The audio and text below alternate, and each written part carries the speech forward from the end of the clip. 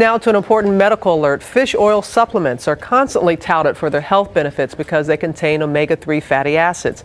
But a new lawsuit contends they may contain something else too, PCBs, industrial chemicals that were banned back in the 1970s because they cause cancer and birth defects. We asked Elizabeth Leamy to look into this for us.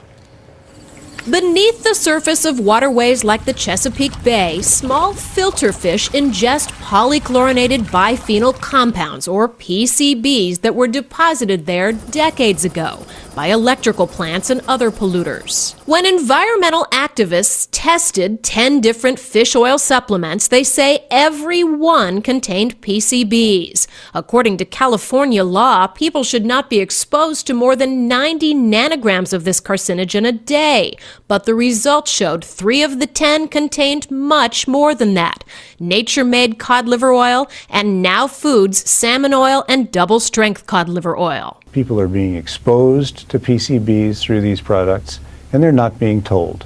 Attorney David Rowe filed suit against 8 big fish oil producers and retailers, including CVS, GNC, Omega Protein, and Rite Aid. The industry is aware of possible PCB contamination. Some supplements even come with labels saying PCBs have been removed. You can protect yourselves by shopping for the ones with the lowest levels. CVS, Rite Aid, and Omega Protein all declined to comment on the lawsuit. Solgar didn't respond in time. And GNC, Now Health Group, Twin Lab, and Pharmavite, maker of Nature Made, all said their fish oil supplements pass strict tests and comply with all state and federal laws.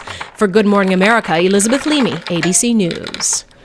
So are these supplements safe? Joining us is our Senior Health and Medical Editor, Dr. Richard Besser. A lot of concern here. Should there be? That's right. Well, I think people should always be concerned about possible exposure to toxins. PCBs are dangerous chemicals. They're linked to cancer.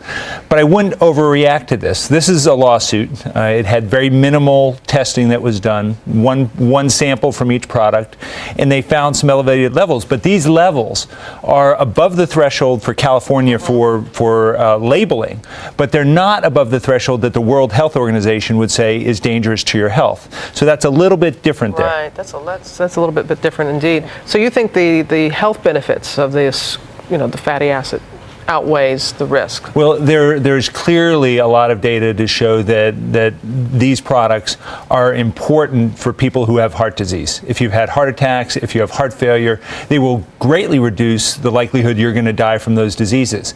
If you're an otherwise healthy person who doesn't have any health risks, the data is a little thinner there, and so what you decide to do may be a bit different. You have talked about it. Others have talked about how omega-3s are good for most of us. So how do we go about getting it into our diet?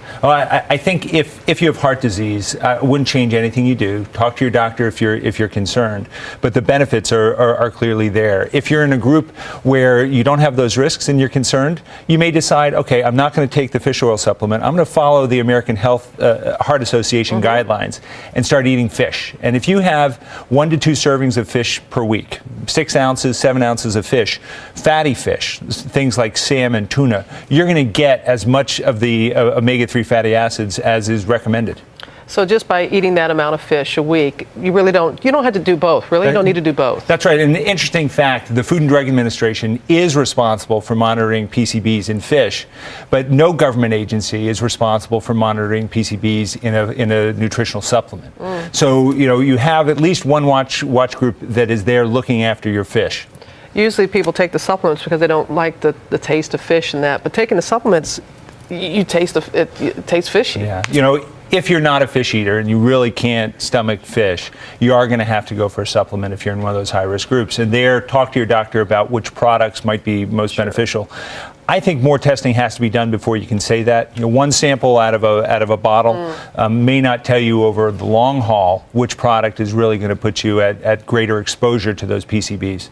But right now, I wouldn't change much of what I was doing. Okay, Rich, thanks so much. Appreciate you coming in. And you can get more information about fish oil, what's good, what's not, from Dr. Rich Besser at our website, abcnews.com.